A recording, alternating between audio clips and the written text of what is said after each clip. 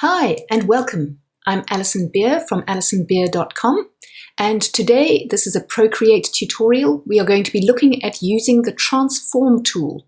Why would you want to use the transform tool? Well, it can do a couple of very quick tweaks which will make your cartoons visually stronger, and it'll save you an enormous amount of time as you do them. Now, Procreate can really help you to save a whole lot of time if you get to the point where you have finished your cartoon and your text and everything else, but then you realize, actually, I want to move this around, or I might want to try a few options. And using your layers in Procreate and with some nifty erasing and so on, you can actually do that and save yourself a whole lot of time. So let's have a look at how you can do it. The first thing that you want to do is to save your image as a JPEG. So you will have been working in Procreate and you'll have various layers, probably one for your black outlines, one for your color, one for your text. Save that and save it as a JPEG so that all those layers get merged into one. So once you've got it saved as a JPEG, you open it as a new file, and then you can see here I've just got a single layer and it's got everything in it. It's got line art, it's got color, it's got text and a background. And what you want to do is, if I open up that layer section of Procreate, and if I slide left with my finger on the layer that I have, I can select duplicate. And that's what I'm going to do. So now you can see I'm going to go and rename this and call it new so that we don't get confused. And then this we'll rename and just call it original. So again, we've got something more obvious to work with.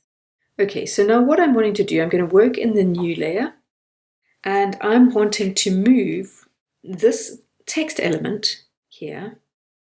I want it to be more visually connected with the tapered end of this arc. And so what I plan to do is select everything, shift it all down, and then selectively erase. So to do that, I'm going to use the transform tool, which is that arrow at 45 degrees up in the top left-hand corner of the screen. And you can see that it's put this boundary around everything. Now I can go and I can just tap on that and I can push and pull with my finger and move things around. And so that's what I'm doing. I'm just judging roughly whereabouts, where I think that text needs to end up. And then once I'm finished, I tap again on the transform arrow and everything's moved and it deselects. So now what I'm going to do is, still working in this new layer, I'm going to select my erase tool, and effectively what I've done is I've moved everything down, but I want the character to be in its original position.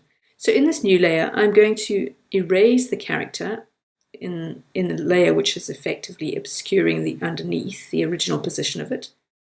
I'm erasing that. So here you can see I've got my character in the original spot, and I've got that curved element also in its original spot, and that's exactly what I want. So now I've achieved what I wanted to do without having to redraw or rewrite anything. And I can also go into the underlying layer, the original layer, and just touch up. I can see I've got a few black spots from before.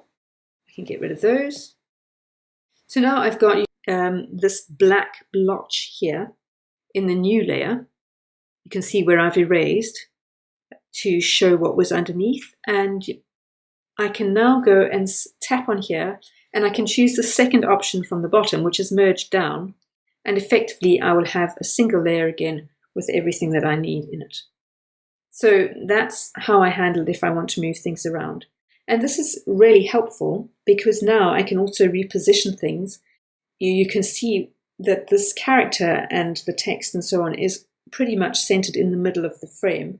And we know that that's never a good composition thing. You don't really want to center everything. So if I wanted to move something, I can go again to my transform tool, have everything selected, and just push again and pull down and move my character so that it's slightly off center and obeys the sort of composition do's and don'ts a little bit better. And then when I've got it to the position that I want it, I can switch off the transformation tool and go and save it as whatever I want. And there I have it. Did you like this video? If you did, please give it a huge thumbs up here on YouTube. And if you'd like even more tips, tricks, and updates that I only share on email, head on over to my website, alisonbeere.com, and sign up on the homepage for email updates. Thank you so much for watching. It's been fun, and I'll see you next time.